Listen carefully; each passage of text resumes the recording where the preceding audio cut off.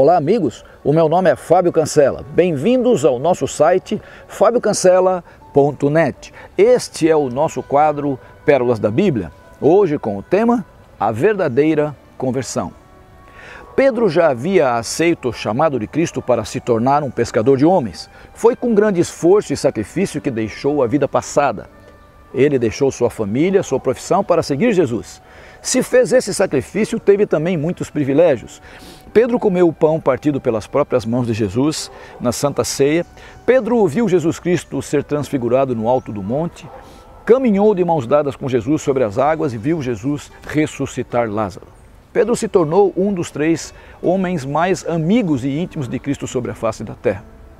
Porém, um dia Jesus Cristo, se aproximando de Pedro, disse: "Em verdade te digo, Pedro, que hoje, que nesta noite, antes que o galo cante, tu me negarás 3 vezes. Que qualquer pessoa dissesse isso para Cristo não era um problema tão grande, mas vindo do seu melhor amigo, feriu Pedro. E em resposta, Pedro disse: Senhor, talvez algum dos teus discípulos que não te amam tanto quanto eu te amo, possam te negar, mas eu não te negarei. E lhe digo, não te negarei de nenhum modo, de nenhuma maneira. Entendendo a natureza humana, Jesus pôs as mãos no ombro de Pedro e disse: tudo bem, Pedro, mas quando você se converter... Queridos, que alguém duvidasse da conversão de Pedro era compreensível, mas Cristo, seu melhor amigo, em resposta, Pedro disse: Senhor, mesmo que eu seja chamado a passar pela morte, eu nunca te negarei. Bom, quando Jesus Cristo estava sendo ferido na casa do sacerdote, Pedro passou pela porta e a Bíblia diz em João 18,15 que Pedro negou Jesus pela primeira vez. Depois então Mateus 26,71 diz que ao negar Jesus Cristo, Pedro jurou.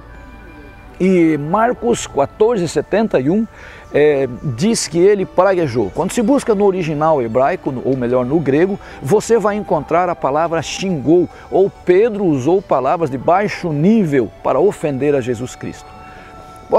Convido você para que viaje comigo nas asas da imaginação por um instante, para que possamos ver Pedro negando Jesus. Primeiro Pedro passa pela porta e a serva diz: você é um dos seus seguidores. E Pedro diz: não, eu não conheço este homem. Eu vi uma história ou outra sobre ele, mas eu não conheço.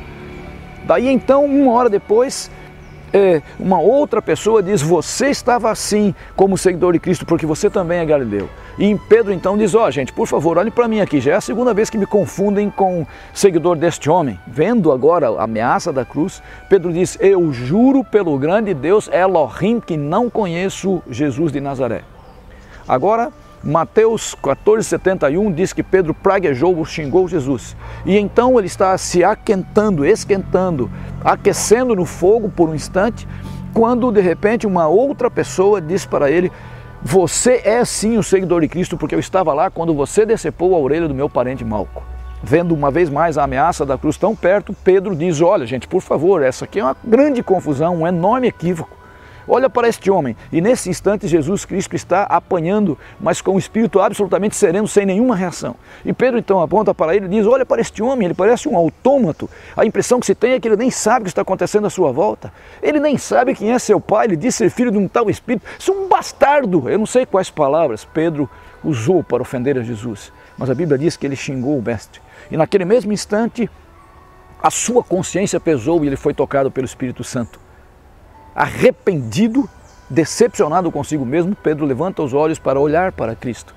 E é nesse instante em que seu olhar se encontrou com o olhar de perdão, de mansidão de Jesus Cristo. Ao invés de condenação, como se dissesse: eu te disse, Pedro, Jesus estava dizendo: Pedro, eu te perdoo. Doeu demais no coração de Pedro. E então Pedro saiu correndo pelas vielas de Jerusalém, atravessou o vale de Hebron e entrou no escuro da noite no jardim de Getsêmani e se jogou sobre o chão, chorando amargamente.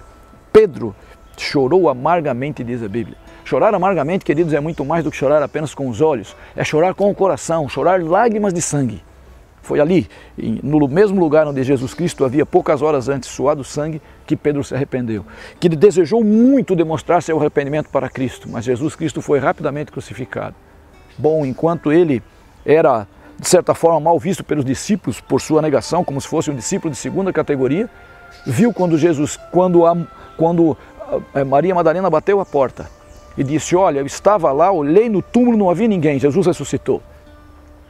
Pedro correu para lá porque ele queria demonstrar toda a sinceridade de seu arrependimento. Mas quando chega lá não havia ninguém. E Pedro viu a oportunidade de arrepender-se passar. Porém, poucas horas depois chegaram os dois caminhantes de Emaús, bateram a porta e disseram: olha, ele ressuscitou, nós estávamos caminhando ao seu lado, ele tinha marcas nas mãos, é ele.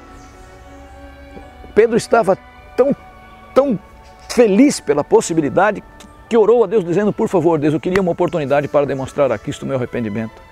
Foi nesse instante que Jesus Cristo apareceu entre eles. E quando Pedro foi se manifestar, Jesus levantou as mãos e disse: a minha paz eu dou a vocês. Não a paz que o mundo dá, que é a ausência de guerra. Eu dou a minha paz, a serenidade de espírito, apesar de todas as dificuldades da vida. É esta paz que dou a vocês. E quando Pedro foi para se arrepender, não deu para dizer nada porque Jesus sumiu. 8 dias depois, Jesus Cristo reapareceu. Uma vez mais, Pedro viu a oportunidade do arrependimento bem próximo e quis demonstrar seu arrependimento a Cristo. Mas Jesus ignorou Pedro, se manifestou a Tomé e disse: Tomé, olha a minha mão, veja as marcas que tenho nas minhas mãos, coloca a tua mão aqui no meu lado ferido. E então, de certa forma, repreendendo a Tomé, disse: bem-aventurado aquele que não viu e creu. Queridos, a fé não se baseia em fatos que se possam ver, mas naquilo em que acreditamos apenas por convicção divina. Bom, Pedro não conseguiu se arrepender, não conseguiu demonstrar seu arrependimento porque Jesus sumiu. Esperou mais uma semana, mas na segunda, na terceira, e Jesus Cristo não apareceu. 40 dias depois, Pedro convidou 6 discípulos para com ele irem à pescaria. Haviam feito uma pescaria a noite toda, não haviam pego nada. Nesse instante, lá, 80 metros de distância, manifestou-se um homem que estava na praia, gritando: filhos, vocês têm aí algo de comer? E então Pedro gritou dizendo: não, nós não temos nada, não pescamos nada esta madrugada. O homem disse: joguem a rede do lado direito do barco. Ao obedecerem, pegaram 153 grandes peixes e muito mais médios e pequenos peixes. Tantos outros peixes que não puderam colocar dentro do barco devido ao peso e começaram a remar para o seco. Foi nesse instante que João, percebendo o tamanho do feito, desconfiou que aquilo não era um fato comum, mas um milagre. E cutucou Pedro e disse: Pedro, só Jesus poderia realizar isso. Pode crer, é Ele, com certeza é Ele que está na praia. Vendo ali a oportunidade de arrependimento, Pedro não esperou, ele pulou na água e foi nadando. Chegaram praticamente juntos, Pedro e o barco. Quando saíram da água, Jesus Cristo se aproximou de Pedro, colocou suas mãos em seu ombro e disse: Pedro, eu queria perguntar a você diante de todos os demais discípulos: você me ama, Pedro, mais do que esses discípulos me amam? Pensando no que havia acontecido da outra vez, Pedro, com a voz embargada, olhando para o chão, envergonhado, disse: sim, Senhor, eu lhe amo.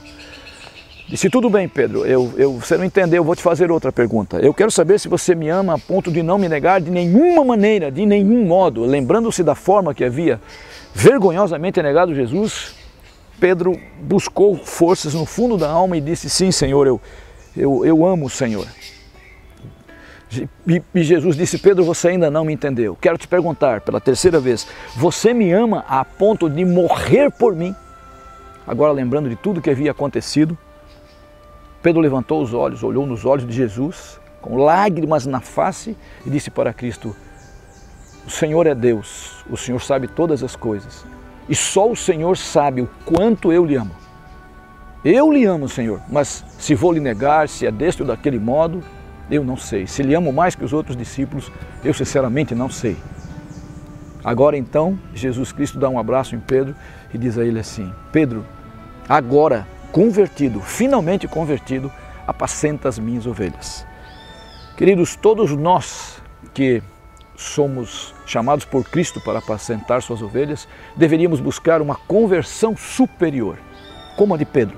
Havia caminhado 3 anos e meio com Cristo, havia sim sido convertido, mas lhe faltava uma conversão superior. Agora Pedro abraçou a missão de apacentar as ovelhas e fez isso de maneira muito abençoada.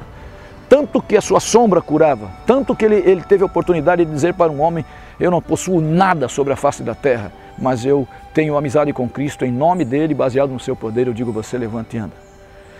Pedro pregou com tanto poder que incomodou o reino das trevas. E então os soldados lhe prenderam, amarraram num cepo e disseram: se você sair por aí pregando sobre Jesus de Nazaré e curando em nome dele, nós vamos cortar a sua carne uma vez mais. E então deram 39 chibatadas nas carnes de Pedro.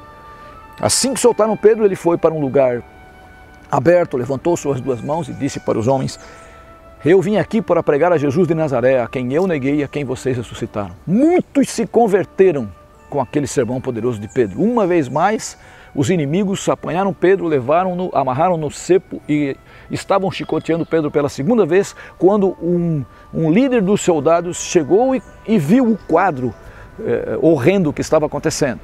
Perguntou: quem é aquele infeliz? O líder da guarda disse: bom, aquele ali é um tal de Pedro ou Cefas, não sei, seguidor de um morto chamado Jesus. E por que está apanhando? Porque ele insiste em pregar e curar em nome de Jesus. O líder maior foi dar uma olhada bem de perto em Pedro, voltou e disse: ô gente, espera aí, vocês estão... Sabe, essa é a técnica errada. Este homem não tem medo de apanhar com chicote, mas ele tem medo da cruz. Esse é o covardão. Eu o vi quando ele lá em Jerusalém negou Jesus Cristo. Por causa da cruz, tem medo da cruz. Ameacem-no com a cruz e eu garanto a vocês, ele nega. O soldado veio para ele, o centurião, e disse: se você pregar uma vez mais e curar em nome de Jesus, nós vamos matar você crucificado como matamos o seu mestre. Foi aí que Pedro fez o seu último sermão. Olhando para aquele soldado, disse: bom, se vocês vão me matar, se você crucificado, por favor, me crucifiquem de cabeça para baixo, porque em mim não há honra suficiente para morrer como meu mestre morreu. Este foi o último sermão de Pedro. Esta foi uma lição maravilhosa, pregada com sangue. Sabe, queridos, a verdadeira conversão é a conversão superior. Jesus Cristo realizou muitos milagres sobre a terra e João disse que se todos fossem escritos em livros, não haveria livro suficiente para relatar. No entanto, o maior de todos os milagres Jesus ainda realiza hoje, que é a conversão do coração humano. Deseja você que Jesus converta seu coração tão fortemente quanto converteu de Pedro? Eu também. Sinto que esse é um bom momento para orarmos. Feche os olhos e vamos orar.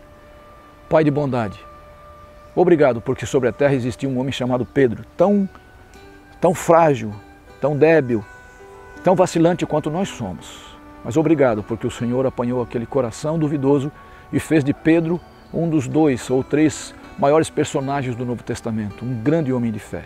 Desejamos vivenciar também, Senhor, assim como Pedro, a conversão maior do nosso coração.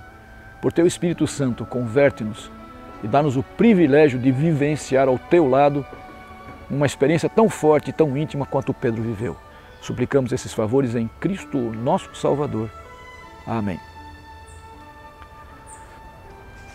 Ok, este é o nosso site, fabiocancela.net. Junte-se a nós e faça parte deste ministério. Compartilhe com seus amigos e juntos estaremos ajudando a divulgar a maravilhosa história do amor de Jesus. Eu estarei sempre aqui aguardando a sua visita. Até lá, que o Altíssimo te bendiga sempre e a todos aqueles a quem você ama sobre a face da terra.